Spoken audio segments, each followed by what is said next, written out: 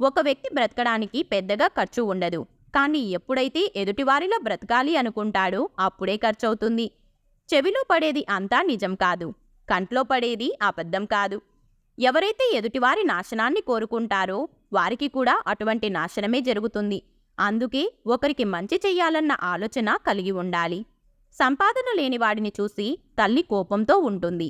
తండ్రి దూషిస్తాడు. సోదరులు సరిగ్గా మాట్లాడరు. భార్య ప్రేమ చూపదు. పిల్లలు చెప్పిన మాట వినరు. వెంట కూడా రారు. డబ్బు అడుగుతాడేమోనని ఫ్రెండ్స్ దూరంగా ఉంచుతారు. వీళ్ళందరితో సంతోషంగా గడపాలంటే కష్టపడి డబ్బు సంపాదించాలి. ప్రేమ అనేది ఒకరివైపే ఉంటే జ్ఞాపకంగా మిగిలిపోతుంది. అదే ఇద్దరి మనసులో ఉంటే బంధంగా నిలబడుతుంది. గొప్ప లక్ష్యాన్ని కలిగి ఉండటంలో ఉండే ఆనందం గొప్ప సంపదలతో వచ్చే ఆనందానికి సమానం. గుర్తుంచుకోండి, పొగిడే ప్రతి ఒక్కరూ మిత్రులు కారు. విమర్శించే వారందరూ శత్రువులు కారు. పొగడ్తల వెనుక అసూయ, ద్వేషం కూడా ఉండవచ్చు.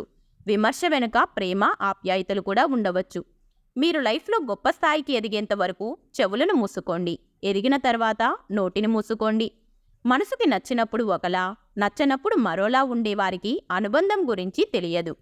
గెలుపంటే చేరుకున్న గమ్యం కాదు, లక్ష్యాన్ని చేరుకునే క్రమంలో ఎదురైన ఆటంకాల నుంచి నేర్చుకున్న పాఠం. మనీతో పొందగలిగేది ఏదీ శాశ్వతంగా ఉండకపోవచ్చు. కానీ మనసుతో పంచే స్నేహం, ప్రేమ, ఆప్యాయతలు ఎప్పటికీ శాశ్వతంగా ఉంటాయి. నీ అమాయకత్వమే నిన్ను బాధిస్తుంది. నీ అత్యాశే నిన్ను వేధిస్తుంది. నీ అజ్ఞానమే అగాధంలోకి తోసేస్తుంది. నీ అవివేకమే అంధకారంలో వదిలేస్తుంది. ఎవరిని నిందించి సమయం వృధా చేసుకోవద్దు. మనం జీవితంలో జరిగే కొన్ని సంఘటనలు చేదుగా ఉన్నప్పటికీ మనకి మంచి గుణపాఠాన్ని నేర్పుతాయి. అందరిలో మీరు ఉండాలనుకోవడం అమాయకత్వం అవుతుంది. అందరూ మీలాగే ఉండాలనుకోవడం మూర్ఖత్వం అవుతుంది. నీకోసం నీతో వచ్చేది నిజం. నిన్ను కాదని దాటుకొని వెళ్ళేది అబద్ధం. సమయాన్ని మరియు సమస్యని తెలుసుకొని సహాయం చెయ్యి. అదే ఆపదలో నిన్ను కాపాడుతుంది. నీ కళ్ళు చూసే ప్రతి దృశ్యం నిజమనుకోవడం తప్పు. నీ చెవులు వినే ప్రతి మాట సత్యం అనుకోవడం ఇంకా తప్పు. చూసింది విన్నది గుడ్డిగా నమ్మి ఒకరి క్యారెక్టర్ని నిర్ధారించడం అన్నిటికంటే పెద్ద తప్పు. ఒక చెడు అలవాటుకు అయ్యే ఖర్చుతో ఒక బిడ్డను పోషించవచ్చు.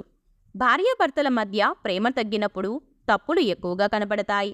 ఈగో అనేది ప్రతి వ్యక్తిలోనూ ఉంటుంది. కానీ అది ఎంత ఉండాలో అంతే ఉండాలి.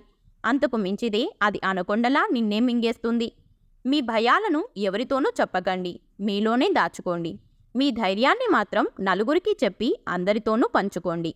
మీకు కష్టం అంటే ఏంటో తెలిసినప్పుడే బాధ్యత అంటే ఏంటో కూడా మీకు తెలుస్తుంది. మనిషి జీవితం అనేది ఓ ప్రయోగశాల లాంటిది. ఎన్ని కొత్త ప్రయోగాలు చేస్తే జీవితం అంత కొత్తగా, అందంగా కనిపిస్తుంది. మీరు మాట్లాడే భాష మీరు చదివిన పుస్తకాలను తెలియజేస్తుంది. ఎవరి గురించి ఎక్కువగా ఆలోచించకండి. ఎందుకంటే అది మనశ్శాంతిని దూరం చేస్తుంది. పరిగెత్తాలి అని అనుకుంటే తరుముకుంటూ పరిగెత్తండి.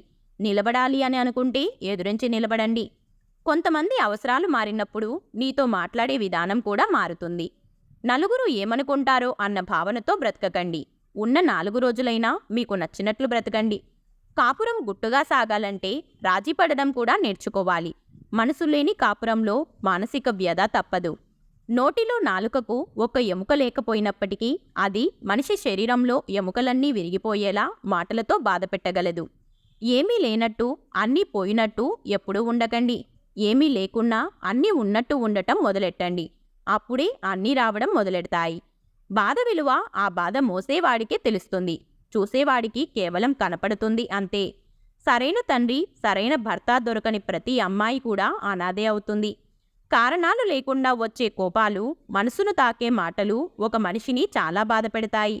ఒక మంచి పుస్తకం, ఒక మంచి వ్యక్తి అంత తొందరగా అర్థం కాదు, లోతుగా చదవాలి. గంధపు చెట్టు తనను నరికే గొడ్డలికి కూడా పరిమళాన్నిస్తుంది. అలాగే మంచి క్యారెక్టర్ గలవారు వారిపై విమర్శలు చేసే వారికి కూడా మంచే చేస్తారు. ఈ వీడియో మీకు నచ్చితే please like, share and subscribe to our channel. అలాగే ఈ వీడియోలో మీకు ఏ క్వైట్ నచ్చిందో తప్పకుండా కామెంట్ చేయండి. Thank you.